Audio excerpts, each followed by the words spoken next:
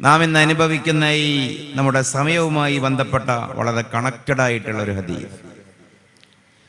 സയഅതി സമാനുൻ അലന്നാസ്, ഒരു കാലം വരുന്നുണ്ട്, സമൂഹം കാണാൻ പോകുന്ന ഒരു കാലം. ആ കാലത്തിന്റെ പ്രത്യേകത യതഖാറബു ഫീഹി സമാൻ, സമയങ്ങളൊക്കെ പരസ്പരം അടുത്തടുത്ത് വരും. അങ്ങനെ പറയുന്നതിന്റെ താല്പര്യം എന്താണ്? സമയങ്ങൾ അടുത്തടുത്ത് വരും. ഫതകൂനു സനതു കശ്ശഹർ വയകൂനു ശഹറു കൽ ജുമുഅ ഫതകൂനുൽ ജുമുഅതു കൽ യൗം വയകൂനുൽ യൗമു കസ്സഅ ഫതകൂനു സഅതു കതർഫത്തിൽ ഐൻ. സങ്കീർണമായ ഒരു ഹദീസല്ല, ആർക്കും മനസ്സിലാക്കാൻ പറ്റും. സമയങ്ങൾ അടുത്തടുത്ത് വരിക എന്ന് പറഞ്ഞാൽ ഫതകൂനു സനതു കശ്ശഹർ, ഒരു കൊല്ലം ഒരു മാസം തീർന്നു പോകുന്നത് പോലെ അവസാനിച്ചു പോകും. വയകൂനു ശഹറു കൽ ജുമുഅ, ഒരു മാസം ഒരു ആഴ്ച അവസാനിച്ചു പോകുന്ന അത്രയും വേഗതയിലും കലാശിക്കും. ഫതകൂനുൽ ജുമുഅതു കൽ യൗം, ഒരാഴ്ചയോ ഒരു ദിവസം എന്ന പോലെ പെടുന്നനെ തീർന്നു പോകും. വയകൂനുൽ യൗമു കസ്സഅ, ഒരു ദിവസം ഒരു മണിക്കൂർ പോലെയും തീർന്നു പോകും. ഫതകൂനു സഅതു കതർഫത്തിൽ ഐൻ, ഒരു മണിക്കൂറാണെങ്കിൽ അത് കണ്ണ് ചിമ്മി തുറക്കുന്ന അത്രയും പെടുന്നനെയും അവസാനിച്ചു പോകുമെന്ന് സാദിഖുൽ വഅദുൽ അമീനായ മുഹമ്മദ് റസൂലുള്ളാഹി സ്വല്ലല്ലാഹു അലൈഹി വസല്ലം. നാം ഇവിടെ ഇരുന്ന് ആലോചിക്കേണ്ട ഒരു സംഗതിയുണ്ട്. കൊല്ലത്തിൽ എത്ര മാസം എന്ന് ചോദിച്ചാൽ എന്നും 12 അന്നും ഇന്നും. ദിവസം 165. മാസത്തിലെ ദിവസത്തിനോ ആഴ്ചയിലെ ദിവസത്തിനോ ദിവസത്തിലെ മണിക്കൂറിനോ മണിക്കൂറിലെ മിനിറ്റുകൾക്കോ മിനിറ്റിലെ സെക്കൻഡുകൾക്കോ ഒരു കുറവും ഇല്ല. പക്ഷേ ഈ കാലത്ത് ജീവിക്കുന്ന നമ്മുടെ അനുഭവമാണ് അതിവേഗതയിലാണ് സമയം പോകുന്നത്. വെള്ളിയോട് വെള്ളിയാവുന്നത്, മാസത്തോട് മാസമാവുന്നത്, 1-ാം തീയതിയോട് 1-ാം തീയതി ആവുന്നത്.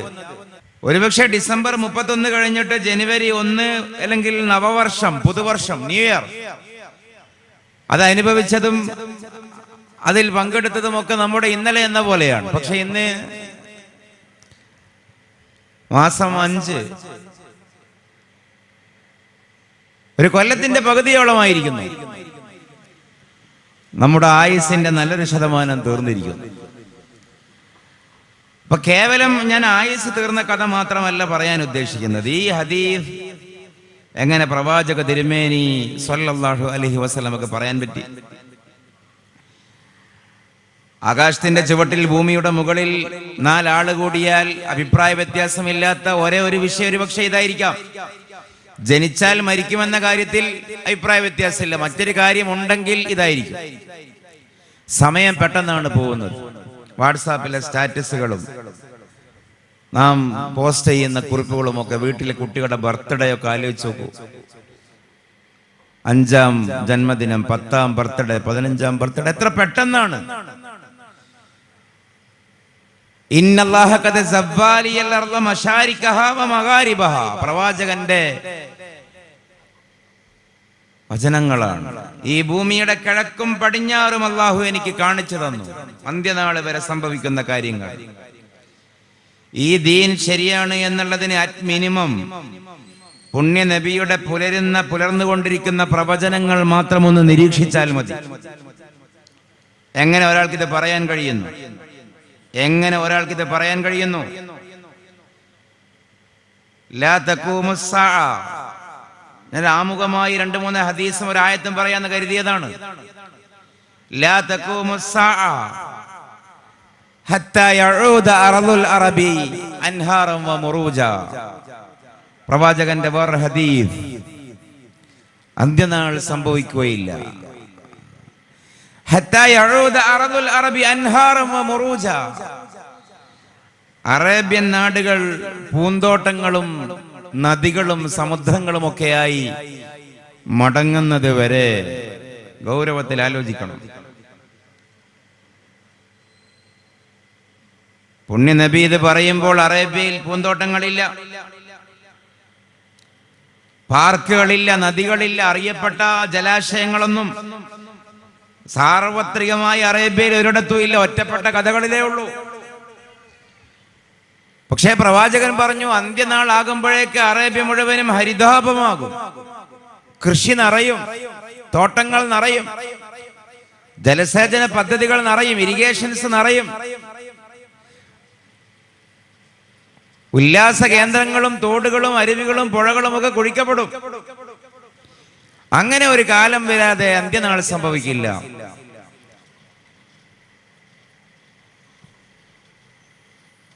ഇന്ന് അറേബ്യയിൽ ഗൾഫിൽ പോയവർക്കറിയാം, നമ്മുടെ നാട്ടിലുള്ളതിനേക്കാൾ ഏറെ പാർക്കുകൾ അവിടെയാണ്, തടാകങ്ങൾ അവിടെയാണ്, അരുവികൾ അവിടെയാണ്,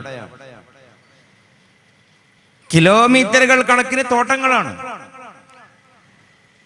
നമ്മുടെ നാട്ടിലേക്ക് ഫ്രൂട്ട്സും പച്ചക്കറിയും ഇറക്കാൻ പോലും വിഭവങ്ങൾ ഇന്നാട്ടിനേക്കാൾ കൂടുതൽ അവിടെ വിളവ് എടുക്കപ്പെടുന്ന രീതിയിലൊക്കെയാണ് അവിടെ കൃഷിയുടെയും എല്ലാം തോട്ടത്തിന്റെയും എല്ലാം പരിവർത്തനങ്ങൾ സംഭവിച്ചത്. ഒരുപക്ഷെ പ്രവാചകൻ ഇത് പറയുന്ന കാലത്ത് അതവർക്ക് മനസ്സിലാക്കാൻ, കേട്ട സഹാബികൾക്ക് മനസ്സിലാക്കാൻ പറ്റിയിട്ടുണ്ടാകില്ല.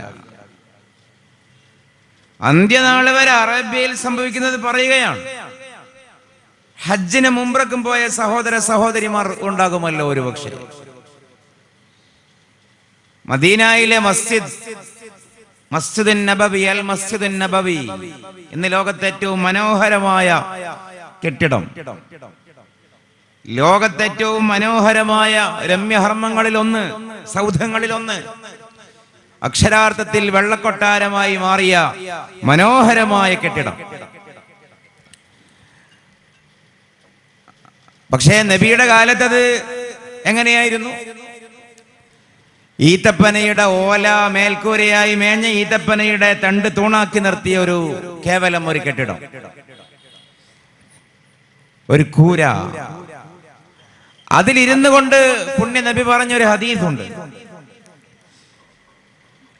എന്റെ ഈ വെള്ളക്കൊട്ടാരം നോക്കിയിട്ട് ദജ്ജാല് ചോദിക്കും, എന്റെ ഈ പള്ളി നോക്കിയിട്ട് ദജ്ജാല് ചോദിക്കും, ലിമനിൽ കസ്റുൽ അബിയദു ഹാദാ, ആരുടേതാണ് ഈ വെള്ളക്കൊട്ടാരം?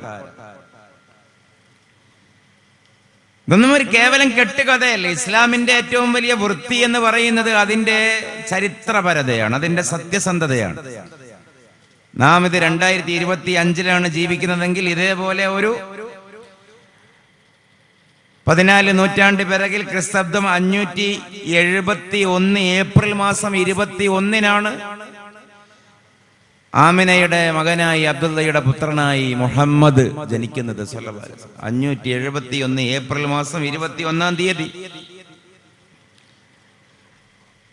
630 ജൂൺ 8 അല്ലെങ്കിൽ ആഗസ്റ്റ് 10 632 അള്ളാഹുവിന്റെ പ്രവാചകർ വഫാത്താവുന്നത്. 622 ജൂലൈ 19 മക്കയിൽ നിന്ന് മദീനയിലേക്ക് പോകുന്നത്. ഇതൊക്കെ ചരിത്രമാണ്,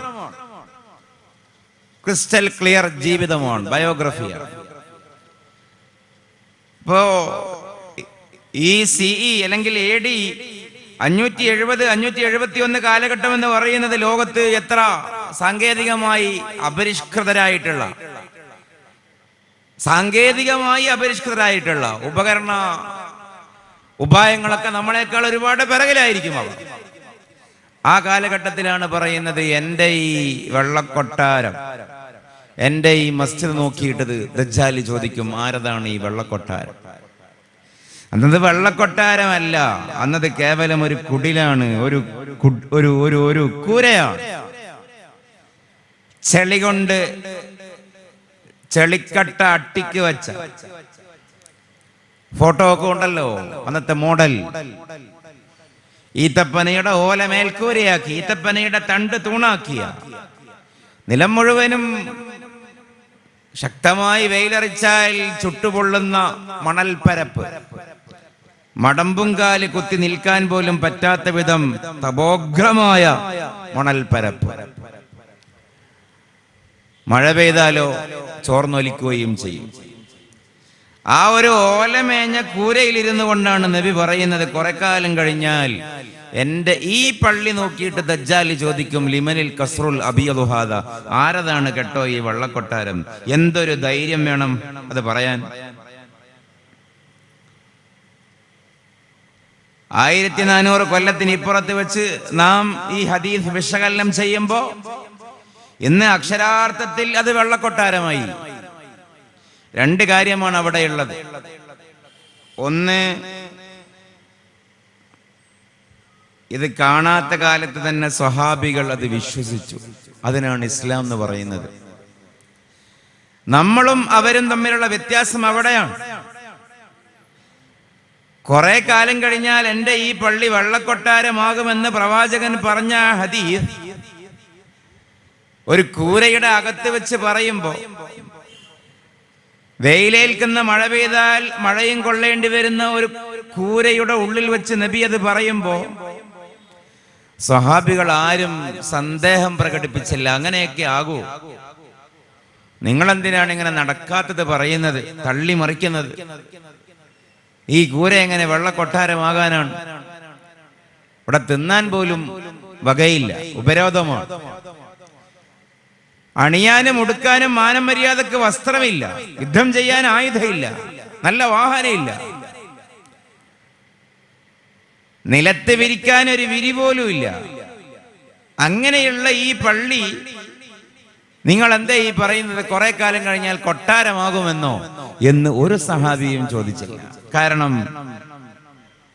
അൽ ഇസ്ലാമു, എന്താണ് ഇസ്ലാം എന്ന് ചോദിച്ചാൽ അത്തസ്ദീഖു ബിമാ ജാഅ ബിഹി നബിയ്യു സ്വല്ലല്ലാഹു അലൈഹി വസല്ലം. നബി സല്ലല്ലാഹു അലൈഹി വസല്ലമ പറഞ്ഞതിനെ അപ്പടി വിശ്വസിക്കുന്നതിനാണ് ഇസ്ലാം എന്ന് പറയുന്നത്. അത് നമ്മുടെ യുക്തിക്ക് നിരക്കുന്നതാവട്ടെ നിരക്കാത്തതാവട്ടെ, അനുഭവിക്കാൻ പറ്റിയതാവട്ടെ പറ്റാത്തതാവട്ടെ, നമുക്ക് അനുഭവിക്കാൻ പറ്റിയത് മാത്രം വിശ്വസിക്കുകയാണെങ്കിൽ, അല്ലെങ്കിൽ നമുക്ക് സമ്മതമായത് മാത്രം വിശ്വസിക്കുകയാണെങ്കിൽ പിന്നെ അതിന് വിശ്വാസം എന്ന് പറയോ?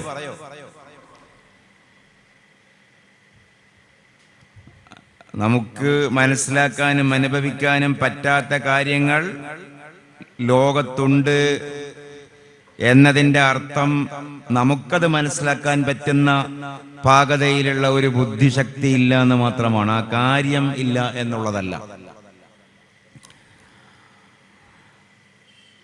അപ്പൊ എല്ലാ കാര്യവും, ഏത് വിഷയം എടുത്ത് നോക്കിയാലും ആത്യന്തികമായി അതിന്റെ ഒരു മടക്കം എങ്ങോട്ടേക്കാണെന്ന് ചോദിച്ചാൽ ഇസ്ലാമികമായി അത് റസൂലുള്ളാഹി പറഞ്ഞിട്ടുണ്ടോ എന്നുള്ളതാണ്. നമുക്കത് സമ്മതമാണോ അല്ല എന്നുള്ളതല്ല. അതുകൊണ്ടാണ് ഏതിനും ഒരു നിർവചനം ഉണ്ടാകുമല്ലോ. ഏതൊരു വിഷയത്തിനും, ഒരു പ്രത്യയശാസ്ത്രമാകട്ടെ, ഒരു തിയറി, ലോകത്ത് ഏതൊരു സിദ്ധാന്താണെങ്കിലും അതിനൊരു നിർവചനം ഉണ്ടാകും.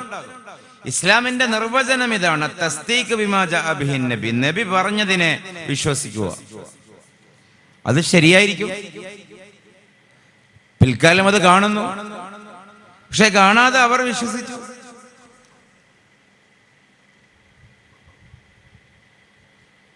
ഇപ്പൊ വിശുദ്ധ ഖുർആനിലെ ഒരായത്ത്, വലിയ ഒരു വിശേഷമുള്ള ആയത്തൊന്നും അല്ല കേട്ടാൽ, പക്ഷെ ഒരു കൗതുകമുണ്ട്. സൂറത്തു ദുഖാൻ, കം തറകൂ മിൻ ജന്നാത്തിൻ വ ഉയൂൻ വ സുറൂഇൻ വ മഖാമിൻ കരീം വ നഅമത്തിൻ കാനൂ ഫീഹാ ഫാഖിഹീൻ കദാലിക വ ഔറസ്നാഹാ ഖൗമൻ ആഖരീൻ ഫമാ ബഖത് അലൈഹിമുസ് സമാഉ വൽ അർദ് വമാ കാനൂ മുൻദരീൻ. ഇസ്ലാമിനെ കൃത്യമായി ഒരാൾക്ക് മനസ്സിലാക്കാൻ സാധിച്ചാൽ വേറൊരു വിഷയവും അയാൾക്ക് രസം ഉണ്ടാകില്ല, ഹര ഉണ്ടാവില്ല. ഇത് മാത്രമാകും രസം.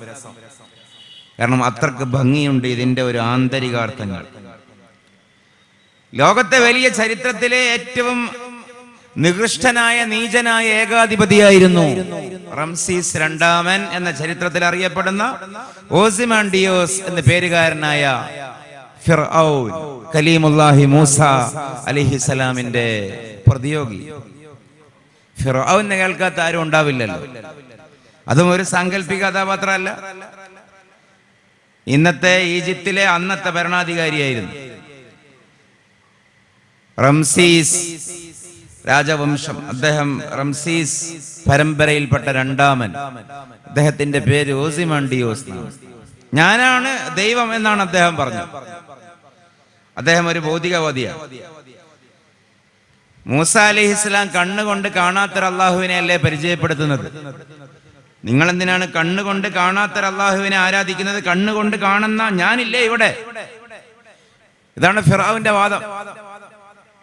നിങ്ങൾക്ക് വേണ്ടതൊക്കെ ഞാൻ തരുന്നില്ലേ? ജീവിക്കാൻ ആവശ്യമായതൊക്കെ, ഭക്ഷണം തരുന്നു, പാർപ്പിടം തരുന്നു, ആനുകൂല്യങ്ങൾ തരുന്നു.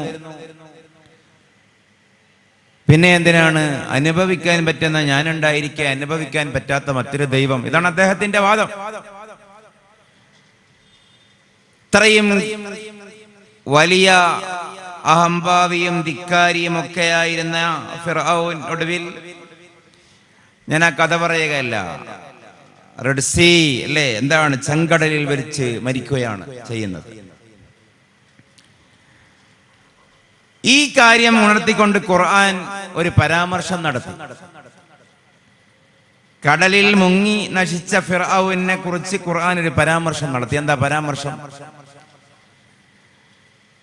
കം തറക്കൂ മിൻ ജന്നാത്തിൻ വ ഉയൂൻ. ഫിർഔനും പരിവാരങ്ങളുമൊക്കെ എന്തുമാത്രം തോട്ടങ്ങളും കൃഷികളും ഒക്കെയാണ് വിട്ടേച്ച് പോയത് മരിക്കുമ്പോ.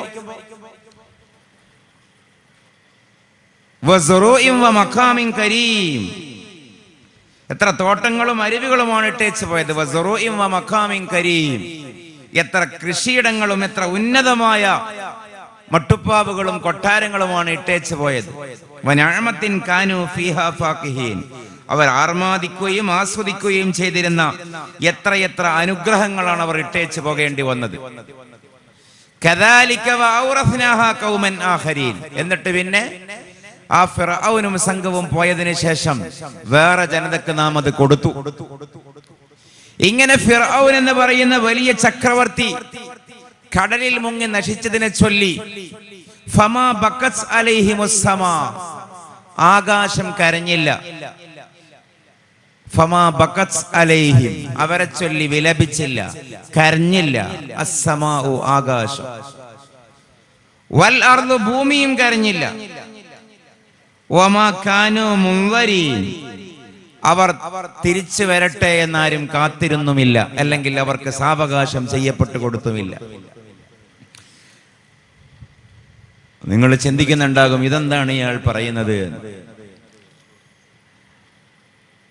ഒരാൾ മരിച്ചാൽ ആകാശം കരയില്ല എന്ന് എല്ലാവർക്കും അറിയാം, ഭൂമി കരയില്ല എന്ന് എല്ലാവർക്കും അറിയാം. പക്ഷെ എന്താണ് ആ പറഞ്ഞതിന്റെ സാങ്കത്യം എന്ന് മനസ്സിലായത്, അനുഭവത്തിൽ മനസ്സിലായത് ഒരു 10-30 കൊല്ലങ്ങൾക്ക് മുമ്പാണ്. എന്താണ് കാര്യം? നമുക്കറിയാം, ഇന്ന് ടൂറിസം വളരെ വികസിച്ച കാലമാണ്. ലോകത്തിന്റെ എല്ലാ ഭാഗത്തേക്കും ആളുകൾ ചറപറ സഞ്ചരിക്കുന്നു. ഈജിപ്തിന്റെ പ്രത്യേകത, നമ്രൂദിന്റെ ഫിർഔനിന്റെ തട്ടകം ഈജിപ്താണ്. ഈജിപ്തിൽ കൂടുതൽ അതിന്റെ ചരിത്രത്തിന്റെ ഭാഗം അവിടെയുള്ള പിരമിഡുകളാണ്. പിരമിഡുകളുടെ പ്രത്യേകത, ഈജിപ്തിലെ പിരമിഡുകളുടെ പ്രത്യേകത, അതിന്റെ അകത്ത് മുൻകാലക്കാരായ രാജാക്കന്മാർ ഉപയോഗിച്ചിരുന്ന അവരുടെ അവശിഷ്ടങ്ങളും അവശേഷിപ്പുകളും അവരുടെ ഡെഡ് ബോഡീസും ഒക്കെയാണ് ഈ പിരമിഡുകൾക്കുള്ളിൽ ഉള്ളത്. ബോക്സിൽ അടക്കം ചെയ്ത അവരുടെ മമ്മികൾ എന്ന് പറയും. അപ്പൊ ചിലപ്പോഴൊക്കെ ഈ പിരമിഡ് തകരും. കാലപ്പഴക്കം കൊണ്ട് നുരുമ്പിച്ചും ജീർണിച്ചും പൊടിക്കാറ്റടിച്ചും ഒക്കെ അത് തകരും. അപ്പൊ ചിലപ്പോഴൊക്കെ അതിന്റെ ഉള്ളിൽ നിന്ന് മമ്മികളൊക്കെ പുറത്തെടുക്കും. ഇപ്പൊ ലോകത്ത് ഇന്ന് നടക്കുന്ന വലിയൊരു ചരിത്രത്തിന്റെ ഭാഗമായ, ചരിത്ര പഠനത്തിന്റെ ഭാഗമായ, ആന്ത്രോപോളജിക്കൽ ഹിസ്റ്ററിയുടെ ഭാഗമായിട്ടുള്ള ഒരു ശ്രമം, ആർക്കിയോളജിസ്റ്റുകൾ ഈ പിരമിഡിന്റെ അകത്ത് നിന്നും മമ്മി പുറത്തെടുത്തിട്ട് അത് പരിശോധിക്കുന്ന കൂട്ടത്തിൽ കുറെ താളിയോലകൾ ഉണ്ടാകും. താളിയോലകൾ എന്ന് പറഞ്ഞാൽ ഇന്ന് നമ്മൾ ടൈപ്പ് ചെയ്യുന്നു, അതേപോലെ കടലാസിൽ എഴുതുന്നു എന്നൊക്കെ പറഞ്ഞതുപോലെ അന്ന് ഈ താളിയോലയിലാണ് എഴുതുക. എല്ലിന്റെ പുറത്ത് എല്ലുമ്മലും കല്ലുമ്മലും താളിയോലയൊക്കെയാണ് എഴുതാറുള്ളത്. അപ്പൊ ഈ ബോക്സിന്റെ ഉള്ളിൽ നിന്ന് കിട്ടുന്ന താളിയോലകളുടെ ഭാഷ ഇന്നത്തെ ഭാഷയായിരിക്കില്ല. 3000-4000 കൊല്ലം മുമ്പുള്ള ലിപികളാണ്. അപ്പൊ അതിനെ ഇന്നത്തെ ഭാഷയിലേക്ക് വായിക്കുക എന്നുള്ള ശ്രമകരമായൊരു ജോലി, വളരെ അധ്വാനം നിറഞ്ഞ ജോലിയാണ്. അത് ലോകത്ത് നടക്കുന്നുണ്ട്.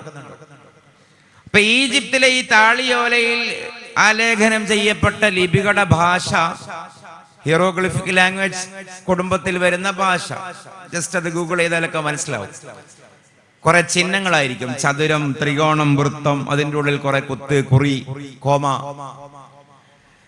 അപ്പൊ അത് ഒരുപാട് ഇന്റർമീഡിയറ്റ് ലാംഗ്വേജുകളിലേക്ക് മാറ്റി ഇന്നത്തെ ഇംഗ്ലീഷിലേക്ക് കൊണ്ടുവരണം. കൂട്ടത്തിൽ ഒരു താളിയോല വായിക്കപ്പെട്ടു. ആ താളിയോല 2017 വായിക്കപ്പെട്ടത്. 2017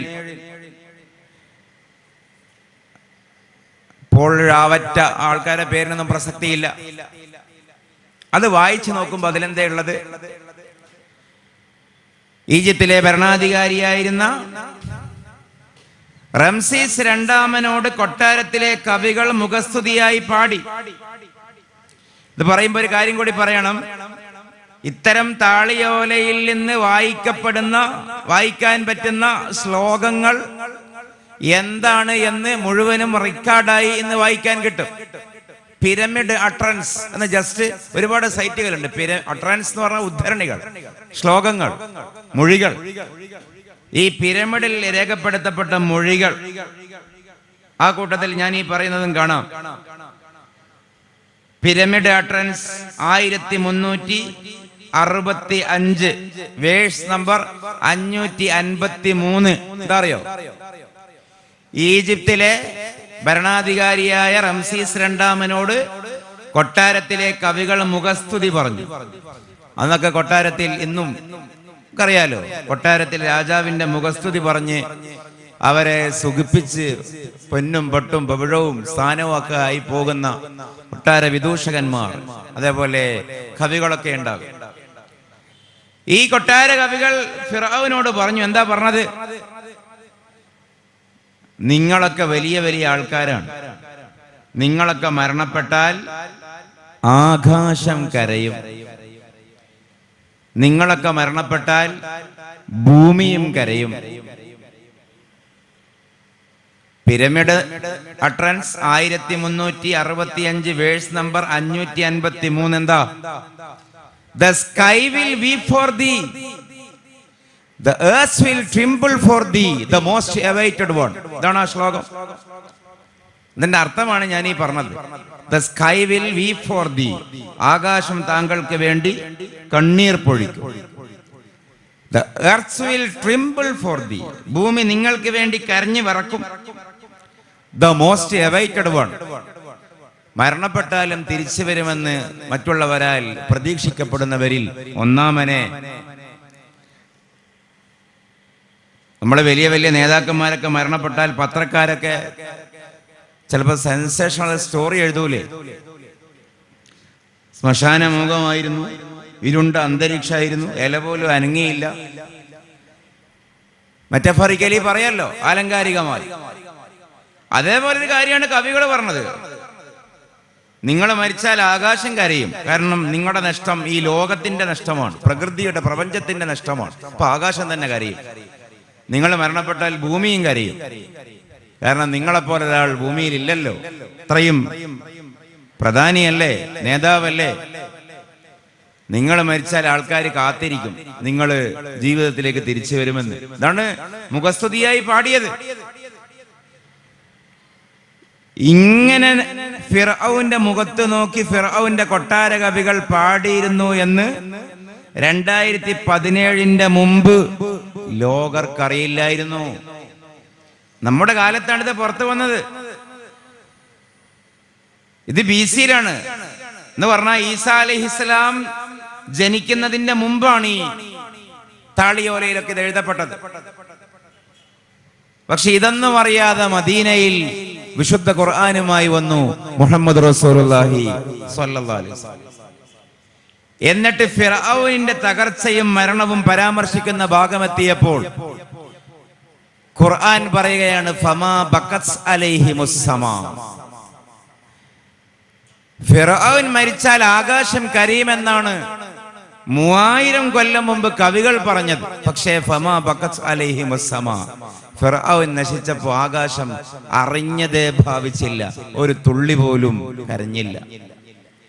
വൽ അർളു, ഫിർഔൻ മരിച്ചാൽ ഭൂമിയും കരയും എന്നാണ് സഹസ്രാബ്ദങ്ങൾക്ക് മുമ്പ് കവികൾ പറഞ്ഞത്. പക്ഷേ വൽ അർളു, ഭൂമിയും കരഞ്ഞില്ല, ഭൂമിയും വർച്ചില്ല. നേരെ ചൊവ്വയാണ്. The sky will be for thee, കവി. ഫമാ ബഖത് അലൈഹിമുസ് സമാ, അല്ലാഹ്. The earth will tremble for thee, കവി. വൽ അർളു, ഖുർആൻ. The most awaited one, കവി. ഫമാ കാനു മുൻദരീൻ,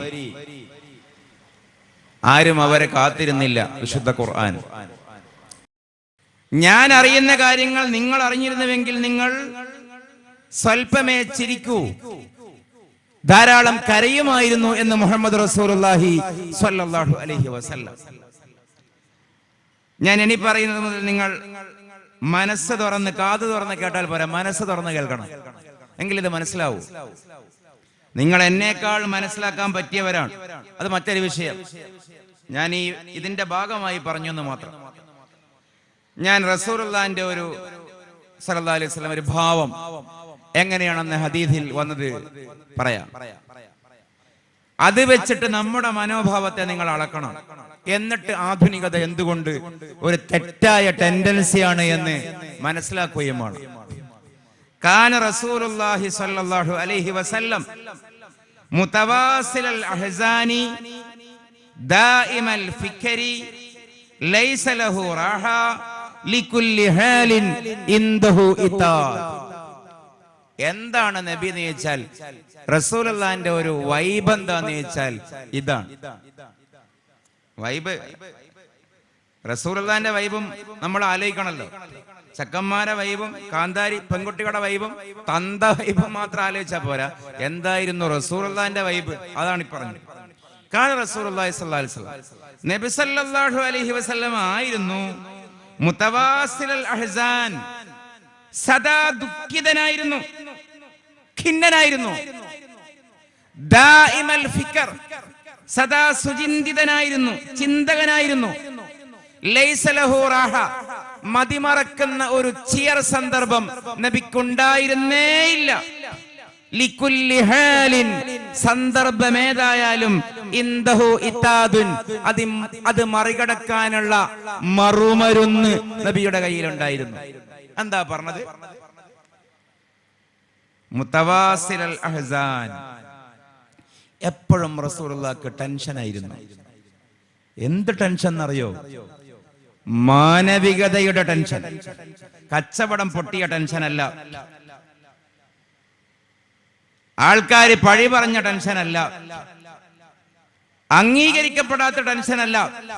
റസൂലുള്ളാഹിന്റെ ടെൻഷൻ ജീവകാരുണ്യപരമായ ടെൻഷനാണ്. എന്തുകൊണ്ടാണ് റബ്ബേ ഇത്രയും വ്യക്തമായ ശക്തമായ ഈ സത്യം ജനങ്ങൾക്ക് മനസ്സിലാവാത്തത്? എന്റെ അല്ലാഹ്, ഞാൻ ഉൾപ്പെട്ട ഈ വെളിച്ചം എന്തുകൊണ്ട് മറ്റുള്ളവർക്ക് കിട്ടുന്നില്ല? കാണുന്ന ആളുകളൊക്കെ ഇസ്ലാമിലേക്ക് വന്നില്ലെങ്കിൽ നരകത്തിൽ അകപ്പെട്ടു പോവില്ലേ? സമൂഹം എന്തേ ഇങ്ങനെ ദുഷിച്ചു പോയി? ലഹരിയിലാണല്ലോ, മദ്യമാണല്ലോ പ്രധാനം, യുദ്ധമാണല്ലോ പ്രധാനം, മദിരാക്ഷിയാണല്ലോ പ്രധാനം, തൊലിപ്പുറമെയുള്ള ആനന്ദങ്ങളാണല്ലോ പ്രധാനം. ഏവർക്കും വേണ്ടത് സുഖമാണല്ലോ. ആരും എന്തേ ആഴത്തിൽ ആലോചിക്കാത്തത്? പൊരുളുകൾ എന്തേ ചിന്തിക്കാത്തത്? ഇതാലോചിച്ചുകൊണ്ടായിരുന്നു ഖാന റസൂലുള്ളാഹി സ്വല്ലല്ലാഹു അലൈഹി വസല്ലം മുതവാസിലൽ അഹ്സാൻ. അതൊരു നേതാവിന്റെ ദുഃഖമാണ്, ഒരു മനുഷ്യ സ്നേഹിയുടെ ദുഃഖമാണ്. അതാണ് നബിയുടെ ദുഃഖം, അതാണ് നബിയുടെ ദുഃഖം. ഇവിടെ രാമന്റെ ദുഃഖം എന്ന് പുസ്തകം ഇറങ്ങി. ഇനി ഇറങ്ങേണ്ട പുസ്തകം മുഹമ്മദിന്റെ ദുഃഖമാണ് സ്വല്ലല്ലാഹു അലൈഹി വസല്ലം. അത് മാനവികതയുടെ ദുഃഖമാണ്. സഹസമൂഹത്തിന്റെ നടപ്പിലുള്ള വേദനയാണ്. പിന്നെയോ ഇന്ന് ചിന്തിക്കണം, മറ്റുള്ളവരെ ആലോചിച്ചുകൊണ്ട് ദുഃഖിക്കുക എന്ന് പറയുന്നത് ആധുനിക ലോകം പഠിപ്പിക്കുന്നുണ്ടോ? അങ്ങനെയൊന്നുണ്ടോ ഇന്ന് ലോകത്ത്? അങ്ങനെയൊന്നുണ്ടോ ഇന്ന് ലോകത്ത്? മറ്റുള്ളവരെ ആലോചിച്ചുകൊണ്ട് ദുഃഖിക്കുക. ഗാസയിൽ കുഞ്ഞുങ്ങളെ കൊന്ന് കുഞ്ഞുങ്ങളെ കരിച്ചു തിന്നുന്നു. തൊട്ടിപ്പുറത്ത് 5 സ്റ്റാർ ഹോട്ടലുകളിൽ ഷെയ്ഖുമാരും സുൽത്താൻമാരും പോലും സൽക്കാരം കൊടുന്നു. ആരെയാ പഴപ്പിച്ചത്? ഇത്തിബാഉ മുഹമ്മദിൻ ഒഴിവാക്കിയിട്ട് സല്ലല്ലാഹു അലൈഹി വസല്ലം ഇത്തിബാഉ ഡാഷ് അത് അറബികൾക്ക് ശീലമായി. മറ്റുള്ളവരെ ആലോചിച്ചുകൊണ്ട് സങ്കടമുണ്ടോ? ഗാസയിലെ കുഞ്ഞുങ്ങളുടെ ദൈന്യതയാർന്ന ചിത്രം കാണുമ്പോൾ താങ്ങാൻ കഴിയാതെ സ്ക്രോൾ ചെയ്ത് ഒഴിവാക്കേണ്ടി വരുന്നു. 61 ദിവസമായി ഇന്നേക്ക് ബ്ലോക്കാണ്. ഒരു വഴിയിൽ നിന്നും ഒരു ട്രക്ക് പോലും, ഒരു ബ്രെഡിന്റെയോ ഒരു ഗോതമ്പിന്റെയോ ഒരു ട്രക്ക് പോലും അങ്ങോട്ടേക്ക് പോകുന്നില്ല. എന്നിട്ടോ അതിന്റെ 100 കിലോമീറ്റർ ഇപ്പുറത്ത്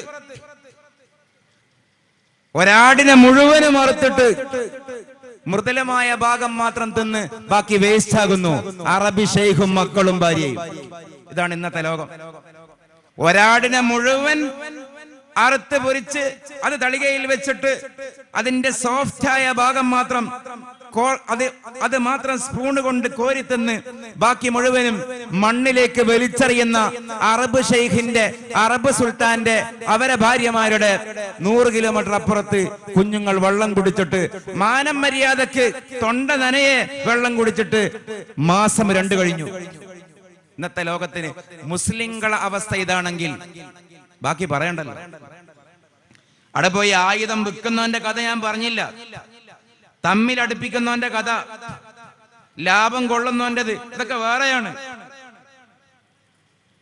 മറ്റുള്ളവർക്ക് വേണ്ടി സങ്കടപ്പെടുക എന്നുള്ളതല്ല. മരിച്ചു കിടക്കുന്ന മയ്യത്തിന്റെ മുമ്പിൽ സെൽഫി എടുക്കുന്ന ടെൻഡൻസി.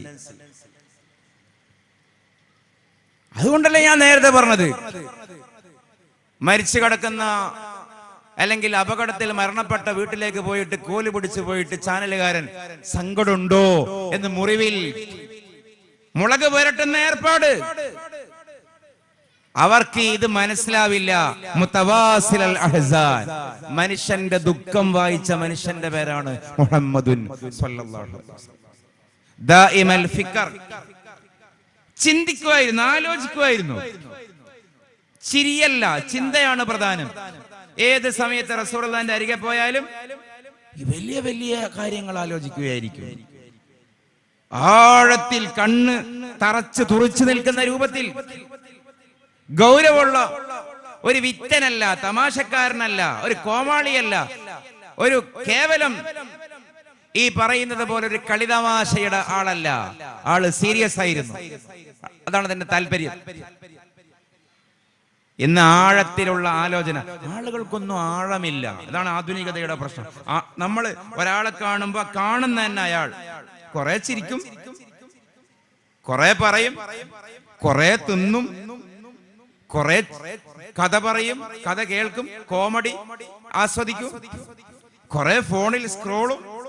ഒരു ദിവസം കൂടി കഴിഞ്ഞ് പിറ്റേന്നായി അന്നും അത് തന്നെ, പിറ്റേന്നായി അന്നും അത് തന്നെ. അതിനപ്പുറത്തൊന്നില്ല. ഒരു മനുഷ്യനെയും ആഴമുള്ള ഡെപ്തുള്ള മനസ്സിനെ ആഴമുള്ള മനുഷ്യനാക്കാൻ ആധുനികത ഒന്നും ചെയ്യുന്നില്ല. തൊലിപ്പുറമെയുള്ള ഉപരിപ്ലവമായ മനുഷ്യന്മാർ. എപ്പോഴും ഈ പറയുന്നത് പോലെ നല്ലത് തിന്നാൻ കിട്ടണം, നല്ലത് കുടിക്കാൻ കിട്ടണം, നല്ലത് ഉടുക്കാൻ കിട്ടണം, നല്ല സുഖങ്ങൾ കിട്ടണം, അത്രമാത്രം. അവിടെയാണ് റസൂലുള്ളാഹിന്റെ ഫിലോസഫി എന്ന് വേറെ. ലൈസ ലഹു റാഹ, മതിമറക്കുന്ന ഒരു സന്ദർഭം റസൂലുള്ളാഹിക്ക് ഉണ്ടായിട്ടില്ല. വിശ്രമിക്കുന്ന ഒരു സമയം പ്രവാചകൻ ഉണ്ടായിട്ടില്ല. പക്ഷേ അധികം കരയുന്ന നബി, വിഷണ്ണനായ നബി, ദുഃഖിക്കുന്ന നബി, സങ്കടപ്പെടുന്ന നബി, മൗനം പാലിക്കുന്ന നബി, ആഴമുള്ള നബി, ആഴമുള്ള നബി, ആഴി പോലെ ആഴമുള്ള നബി, ഡീപ് പ്രൊഫറ്റ് സല്ലല്ലാഹു അലൈഹി വസല്ലം. പക്ഷേ ലികുല്ലി ഹാലിൻ ഇൻദഹു ഇതാദുൻ, ഏത് പ്രതിസന്ധിയും മറികടക്കാനുള്ള വിൽ പവറും മനോബലവും ആ നബിക്കുണ്ടായിരുന്നു. പുതിയ സമൂഹത്തിന് അതില്ല. ഇസ്ലാം വേറിട്ട് നിൽക്കുന്ന പോയിന്റ് അതാണ്. മാർക്ക് കുറഞ്ഞാൽ ആത്മഹത്യ, MDMAക്ക് കാശ് കിട്ടാതായാൽ കോടാലി സ്വന്തം മാതാവിന്റെ നെഞ്ചത്ത്, വിചാരിച്ച പെണ്ണിനെ കെട്ടിച്ചു കൊടുക്കാതായാൽ കുടുംബം മൊത്തം പെട്രോൾ ഒഴിച്ച് കത്തിക്കുന്ന മനോഭാവം, വാക്ക് മാറിയാൽ കാമുകിക്ക് നേരെ പെട്രോളും മണ്ണെണ്ണയും ഒഴിച്ച് കത്തിക്കുന്ന വേറെ അതിതീവ്ര സാഡിസം. ഇതൊക്കെയാണ് ഇന്നത്തെ ടെൻഡൻസി എങ്കിൽ മറികടക്കാൻ കുട്ടികൾക്ക് പറ്റുന്നില്ല. മറികടക്കാൻ പറ്റുന്നില്ല. ഗൗരവത്തിൽ ആലോചിക്കൂ. ജിമ്മിന് പോകുന്ന മക്കളാണ്, 6 പാക്ക് മക്കളാണ്, ജോഗിങ്ങിന് പോകുന്ന മക്കളാണ്. വെയിറ്റ് കരുതിയതിനേക്കാൾ 1 കിലോ കൂടിയാൽ ടെൻഷനാണ് കുട്ടികൾക്ക്. ആൺകുട്ടികൾക്കും പെൺകുട്ടികൾക്കും ടെൻഷനാണ്. 3 കിലോ കൂടി വെയിറ്റ്, ഇനി ഈ മാസം കുറക്കണം. ഇതൊക്കെയാണ് പ്രധാന ചർച്ച. മുഖത്തിന്റെ തെക്ക് വടക്കേ മൂലയിൽ ഒരു ചെറിയ കുരു വന്നു, ഒരു ദിവസം മൊത്തം ടെൻഷനാണ്. അത്രയും സ്വന്തം ശരീരത്തെ, സ്വന്തം ഇമേജിനെ, പ്രതിച്ഛായയെ, ഷോയെ പൂജിക്കുകയും അതേസമയം മാനസികമായിട്ട് ഒരു ബലവും ഇല്ല. വിചാരിച്ച പോലെ നടക്കാതായാൽ മൂക്കുമ്മല് ശുണ്ടീന്റെ സ്ഫോടനാത്മകമായിട്ടുള്ള ബോംബുകളാണ് ഓരോ കുട്ടിയും. എന്റെ കുട്ടി, നിന്റെ കുട്ടി, നമ്മുടെ കുട്ടി എന്ന് പറയേണ്ടത് ഓരോ ആൽഫ ജൻ കുട്ടിയും ശുണ്ടീന്റെ ബോംബുകളാണ്, ദുർവാശീന്റെ ബോംബുകളാണ്. കയ്യിൽ നിന്ന് ഫോണ് വാങ്ങിയാ പൊട്ടിത്തെറി. പറഞ്ഞ സാധനം പറഞ്ഞ സമയത്ത് കൊടുത്തില്ലെങ്കിൽ പൊട്ടിത്തെറി. ആ പൊട്ടിത്തെറി കൂടിക്കൂടി ലാസ്റ്റ് മാക്സിമം പൊട്ടിത്തെറി. ഇത് വെറുതെ പറയണോ? പറയുമ്പോഴോ red belt, blue belt, black belt, brown belt, pink belt, ഈ ബെൽറ്റ് ബാക്കിയില്ല. അവിടെയാണ് ഇതുള്ളത്. ഉറക്കം എഴുന്നേറ്റ് നോക്കിയപ്പോ ഒരു കഥ കൂടി പറയാം. എഴുന്നേറ്റ് നോക്കിയതല്ല, എന്തോ ദേഹത്ത് തടയുന്നത് പോലെ തോന്നിയിട്ട് ഉറക്കം തെളിഞ്ഞതാണ് മുത്ത് മുഹമ്മദ് മുസ്തഫ സല്ലല്ലാഹു അലൈഹി വസല്ലം. നോക്കുമ്പോഴുണ്ട് ഒരു വാള് പിടിച്ചിട്ട് ഒരാൾ ഇങ്ങനെ നിൽക്കുന്നുണ്ട്. ഉറക്കം തെളിഞ്ഞപ്പോ കാണുന്ന കാഴ്ച അതാണ്. വാളും പൊക്കി എതിരാളി മുമ്പിൽ, ഒരു ചോദ്യവും. മൻ യംനൗക മിന്നി, പണ്ട് മദ്രസയിൽ നബിദിനത്തിന് പറഞ്ഞത് ഓർമ്മയുണ്ടോ ഈ കഥ? മൻ യംനൗക മിന്നി, നിന്നെ എന്നിൽ നിന്ന് ആര് രക്ഷിക്കുന്നതാണ് അതിന്റെ വാക്കർത്ഥം. അതിന്റെ ഒരു സെൻഷ്വൽ മീനിങ്ങോ ഇപ്പന്തായി മുഹമ്മദ് എന്നാണ് സല്ലല്ലാഹു അലൈഹി വസല്ലം. എന്തൊക്കെയായിരുന്നു, പവനായി ശവമായില്ലേ. ഇനിയിപ്പൊ ഞാൻ വിട്ടുവീഴ്ച ചെയ്യാതെ ഉടലുമ്മ തലയായി നീ പോവില്ലല്ലോ മുഹമ്മദേ. അള്ളാഹു, ജിബ്രീല്, വഹയ്യ്, ആകാശം, ഗൈബ്, എന്തൊക്കെയായിരുന്നു. ഇനി പറാമൻ യംനൗക മിന്നി, നീ എങ്ങനെ കഴിച്ചലാകും? ഈ ഹദീസിന്റെ വിശദീകരണത്തിൽ കാണാം, ഈ തിക്തമായ ഭീഷണമായ ഈ സാഹചര്യത്തിലും ഒന്നെഴുന്നേൽക്കുക പോലും ചെയ്യാതെ ഉറക്കച്ചടവോടുകൂടെ ആമിന ബീവിയുടെ മോൻ പറഞ്ഞു. അതെന്ത് പറയാനാണ്? അല്ലാഹ്, ഒരു എതിരാളിയെ ബഹുമാനിക്കണ്ടേ? വാള് പിടിച്ച് കൊല്ലാൻ നിൽക്കുന്ന എതിരാളിയെ ഒന്ന് റെസ്പെക്ട് ചെയ്യണ്ടേ? ഒന്ന് എഴുന്നേറ്റ് നിന്ന് ഒന്ന് കൂപ്പ് കൈയോടുകൂടെ ഒന്ന് വിധേയനായി ഒന്നും ചെയ്യല്ലേ എന്നുള്ള ഭാവത്തിൽ പറയണ്ടേ? അതല്ലൊരു മര്യാദ. ഇരിക്കുക പോലും, നിൽക്കാൻ പോയിട്ട് ഇരിക്കുക പോലും ചെയ്യാതെ ഉറക്കച്ചടവിലെ കിടത്തത്തിൽ പറഞ്ഞു മറുപടി. അല്ലാഹ്, ആള് താഴെ വീണു. അത് കയ്യിലാക്കിയിട്ട് തിരികെ ചോദിച്ചു, ഇനി പറ, മൻ യംനൗക മിന്നി, ഇനി നിന്നെ ആ രക്ഷപ്പെടുത്തു? അതിനെ ആൾക്ക് മറുപടി ഉണ്ടായിരുന്നില്ല. റസൂലും നാവ് കൊണ്ടൊന്നും പറഞ്ഞില്ല, തല കൊണ്ടാട്ടി കേട്ടോ. കൂട്ടിയാൽ കൂടുന്നതിന് നിന്നാൽ മതി മോനെ വിട്ടോ. അതാണ് ലികുല്ലി ഹാലിൻ ഇൻദഹു ഇതാദ്. സിക്സ് പാക്ക് ഇല്ല, ജിമ്മിന് പോയിട്ടില്ല, പൊടി തിന്ന് വീർപ്പിച്ചിട്ടില്ല, ജോഗിങ്ങിന് പോയിട്ടില്ല, എബിളിസത്തിന്റെ ആളല്ല, ഫിസിക്കലിസത്തിന്റെ ആളല്ല, ഒന്നുമില്ല. പക്ഷേ മനസ്സിന് ഉറപ്പുണ്ടായിരുന്നു മുത്തു മുഹമ്മദ് മുസ്തഫ സ്വല്ലല്ലാഹു അലൈഹി വസല്ലം. നേരെ മാറ്റം. ഇതിൽ ഏതിനാണ് ബലം? ഏതിനാണ് ബലം? തന്നെ കൊല്ലാൻ വന്ന ആളുകൾ, നാട് കടത്താൻ അധ്വാനിച്ച ആളുകൾ, കുടുംബക്കാരെ കൊന്നു തള്ളിയ ആളുകൾ. ഫത്ഹു മക്ക ഒരു മാനവിക മനുഷ്യ സൗഹൃദത്തിന്റെ കഥ മാത്രമല്ല, മാനസിക ബലത്തിന്റെ കഥയാ. നിങ്ങളെ ആരെയും ഞാൻ കൊല്ലുന്നില്ല.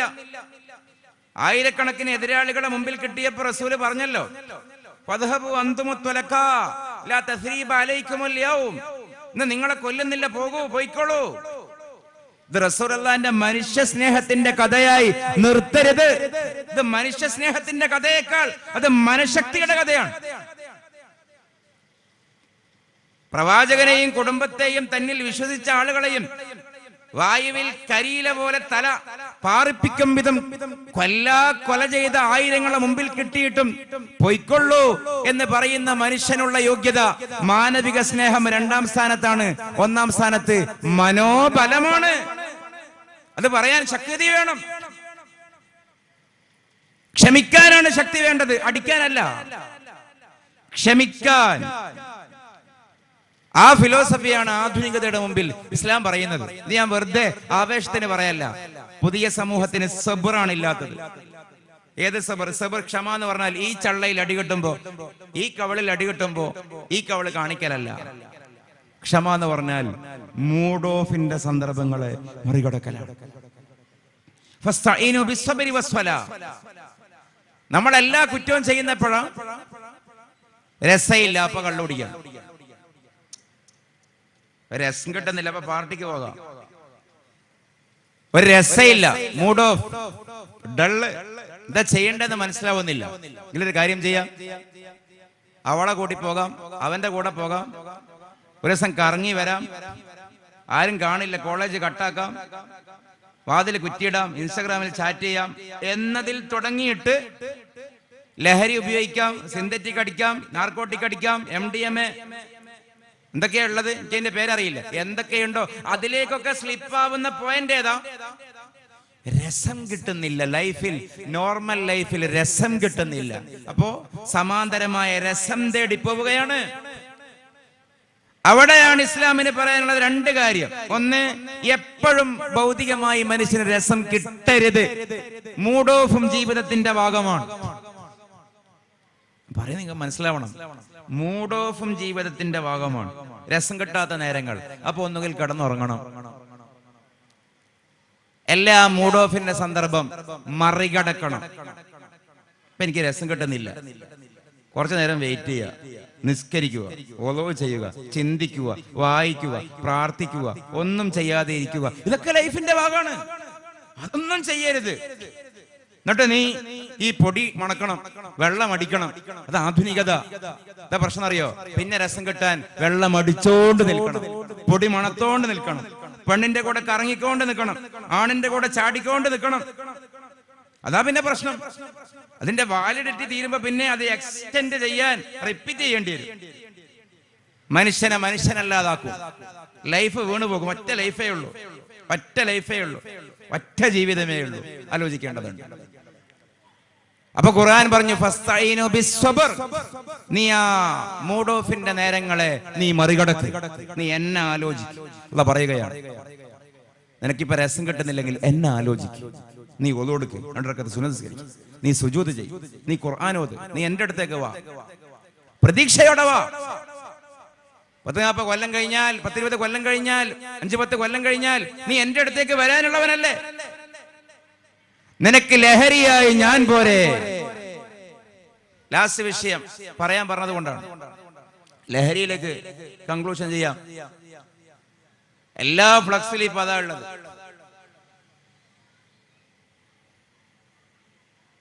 ലഹരി പാടില്ല എന്നുള്ളതിനേക്കാൾ ഒരു അശാസ്ത്രീയമായ ആർഗ്യുമെന്റ് ലോകത്താർക്കെങ്കിലും പറയാൻ പറ്റുമോ? നിങ്ങൾ പറ. ലഹരി പാടില്ല, മനുഷ്യർ ലഹരി ഉപയോഗിക്കരുത് എന്ന് പറയുന്നതിനേക്കാളും അശാസ്ത്രീയമായ ഒരു മാനവിക വിരുദ്ധമായ പ്രസ്താവനയില്ല. മനുഷ്യന്റെ ഫണ്ടമെന്റൽ നീഡുകളിൽ ഒന്നാണ് ലഹരി. ഞാൻ എവിടെയും പറയുന്ന ഒരു കാര്യമാണത്. മനുഷ്യന്റെ ഒന്നാമത്തെ ആവശ്യം ഉറങ്ങലാണ്, രണ്ടാമത്തെ ആവശ്യം മൂത്രമൊഴിക്കലാണ്, മൂന്നാമത്തെ ആവശ്യം വെള്ളം കുടിക്കലാണ്, നാലാമത്തെ ആവശ്യം കാഷ്ടിക്കലാണ്, അഞ്ചാമത്തെ ആവശ്യം ഭക്ഷണം കഴിക്കലാണ്, ആറാമത്തെ ആവശ്യം കുട്ടികൾക്കും വൃദ്ധന്മാർക്കും വസ്ത്രമാണ്, മധ്യപ്രായക്കാർക്ക് ലൈംഗികതയാണ്. ഇപ്പൊ 7 6 അങ്ങനെയായി. എട്ടാമത്തെ ആവശ്യം പാർപ്പിടമാണ്, ഒരു വീടോ ഒരു കൂടോ ഒരു പൊത്തോ കടന്നിറങ്ങാൻ ഒരു കൂര. 9ാമത്തെ ആവശ്യം വിനോദമാണ്. വിനോദം 4 വിധം: കല, കായികം, സംഗീതം, ലഹരി.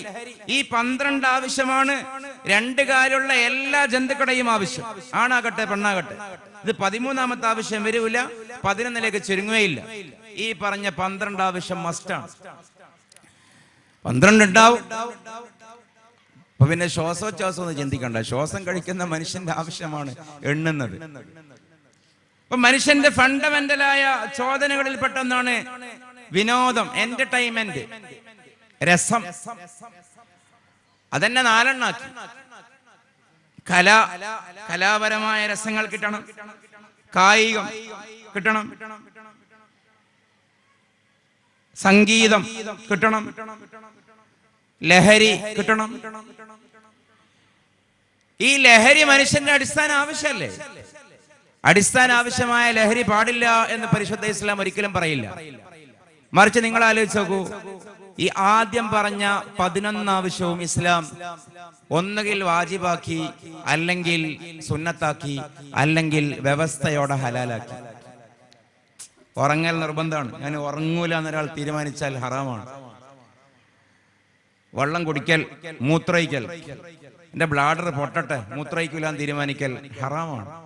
മുട്ടിയെ മൂത്രയിക്കണം. വെള്ളം കുടിക്കൽ നിർബന്ധമാണ്, കാഷ്ടിക്കൽ നിർബന്ധമാണ്, ഭക്ഷണം കഴിക്കൽ നിർബന്ധമാണ്, വസ്ത്രം വ്യവസ്ഥ ഉണ്ട് നിർബന്ധമാണ്, സെക്സ് സുന്നത്താണ്, വീട് സുന്നത്താണ്, ഒരവസ്ഥയിൽ നിർബന്ധമാണ്. ഇനി അടുത്തയിലേക്ക് പോയാലോ?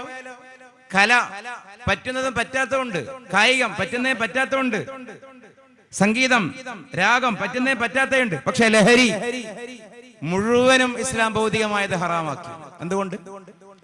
ഇസ്ലാം പറയുന്ന ലഹരി മറ്റൊരു ലഹരിയിലേക്ക് മനുഷ്യരെത്തലാണ്, ആത്മീകമായ ലഹരി. അപ്പൊ ഗവൺമെന്റ് ലഹരി വിരുദ്ധ കാമ്പയിൻ നടത്തുമ്പോഴും, അല്ലെങ്കിൽ സന്നദ്ധ സംഘടനകൾ നടത്തുമ്പോഴും, മതസംഘടനകൾ നടത്തുമ്പോഴും, മഹല്ല് കമ്മിറ്റി നടത്തുമ്പോഴും അപൂർണമാവുക എപ്പോഴാണെന്ന് ചോദിച്ചാൽ, ലഹരി പാടില്ല എന്ന് പറഞ്ഞ് നിർത്താൻ പാടില്ല, സമാന്തര ലഹരി ഇസ്ലാം പരിചയപ്പെടുത്തി കൊടുത്തു. ഇസ്ലാം 2 ഘട്ടം ഘട്ടമായിട്ടാണ് കള്ള് നിരോധിച്ചതെന്ന് എപ്പോഴും നമ്മളൊക്കെ കേൾക്കാറുണ്ട്. ആദ്യകാലത്ത് മദ്യം കുടിക്കാൻ പറ്റുമായിരുന്നു.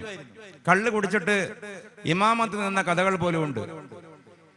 സഹാബികളുടെ കാലത്ത് കള്ളും കുടിച്ച് ഇശാ നിസ്കരിച്ചു, ഓതിയ സൂറത്ത് കുല്യ അയ്യുഹൽ കാഫിറൂൻ, ഇതൊക്കെ ലാസ്റ്റ് വന്നത്. കുല്യ അയ്യുഹൽ കാഫിറൂൻ, കുല്യ അയ്യുഹൽ കാഫിറൂൻ കുടിയന്മാരല്ലാത്ത ആളുകൾ ഓതിയാൽ തന്നെ ചിലപ്പോൾ തീരില്ല. ലാഴ്ബുദും അത്താഴ്ബുദും വട്ടം കറങ്ങാൻ നല്ല ചാൻസ് ഉണ്ട്. ഇതിൽ കള്ള് കുടിയൻ ഓതിയാലോ ഒരിക്കലും തീരൂലല്ലോ. അങ്ങനെ ഒരു അനുഭവം ഉണ്ടായി. ആ നിസ്കാരം കഴിഞ്ഞപ്പോഴാണ്, ആ ഒരു കോണ്ടക്സ്റ്റിലാണ് ലാ തഖറബുസ് സലാത്ത വഅൻതും സുക്കാറ എന്ന് പറയുന്ന ആയത്തിറങ്ങി. നിങ്ങൾ നിസ്കരിക്കുമ്പോഴെങ്കിലും കള്ള് കുടിക്കാതെ വരണമേ എന്നാണ് അതിന്റെ താല്പര്യം. മുഴുകുടിയന്മാർ നിസ്കരിക്കുമ്പോൾ കുടിക്കാത്തൊരു സ്ഥിതി വന്നു. പിന്നീട് മാസങ്ങൾക്ക് ശേഷം കള്ള് പൂർണ്ണമായി ഇസ്ലാം നിരോധിച്ചു. എന്തിനാണ് അവിടെ മാസങ്ങൾ വെയിറ്റ് ചെയ്തതെന്നറിയോ? കള്ള് കുടിക്കാതെ നിസ്കരിക്കാൻ വന്നപ്പോ ഇവർക്കൊരു ബദൽ ആനന്ദം, ലഹരി കിട്ടിത്തുടങ്ങി. ബോധത്തിൽ അള്ളാഹുവിനെ ഓർത്തപ്പോ, യാ അല്ലാഹ്, ഞാനിപ്പോ ആരെ മുമ്പിലാണ് നിൽക്കുന്നത്? ആരെ മുമ്പിലാണ് ഞാൻ ഈ സുജൂദ് ചെയ്യുന്നത്? ആരെ മുമ്പിലാണ് ഞാൻ ഈ മുഖവും നെറ്റിയും മൂക്കും കൈപ്പള്ളകളും കാൽമുട്ടും കാൽവിരലുകളും കൊണ്ടുപോയി പതിപ്പിക്കുന്നത്? അല്ലാഹുവിന്റെ മുമ്പിലാണ്. എനിക്ക് നാളെ ഇവനെ കണ്ടുമുട്ടണം. ഞാൻ മരിച്ചാൽ ഇവനിലേക്കാണ് അണയാനുള്ളത്. ഞാൻ അവനെ കാണുന്നില്ലെങ്കിലും അവൻ എന്നെ കാണുന്നുണ്ട്. ആരെ വിശ്വസിക്കാൻ പറ്റില്ലെങ്കിലും തെറ്റാത്ത വിശ്വാസ്യത അവനിൽ അർപ്പിക്കാം. ഇത് പഴക്കാത്ത ഗണിതമാണ്. സുജൂദിൽ ഓർത്തു തുടങ്ങി, എഴുതാൽ ഓർത്തു തുടങ്ങി, നട്ടല് വളക്കാൻ, മുതുക് കുനിക്കാൻ, ചെന്നമരാൻ യോഗ്യതയുള്ളവന്റെ മുമ്പിലാണ് ഞാൻ ഇപ്പോഴുള്ളത്. ആ അറിവ് തിരിച്ചറിയാവുകയും ആ തിരിച്ചറിവ് ആനന്ദമാവുകയും അത് പിന്നീട് ലഹരിയാവുകയും ചെയ്തപ്പോ സമൂഹത്തിന്, സമുദായത്തിന്, സഹാബികൾക്ക് അല്ലാഹുവും റസൂലും ലഹരിയായി മാറിയപ്പോൾ ഖുർആൻ പറഞ്ഞു ഫഹൽ അൻതും മുൻതഹൂൻ, ഇനി മുഴു ലഹരി വിരുദ്ധത നിങ്ങൾക്ക് പ്രാപിച്ചുകൂടെ, എനിക്ക് കള്ള് വേണ്ട. അപ്പൊ അല്ലാഹനെയും റസൂലിനെയും അനുഭവിക്കുന്ന പോയിന്റിലേക്ക് സഹാബികൾ എത്തിയപ്പോഴാണ് കള്ള് നിരോധിച്ചത്.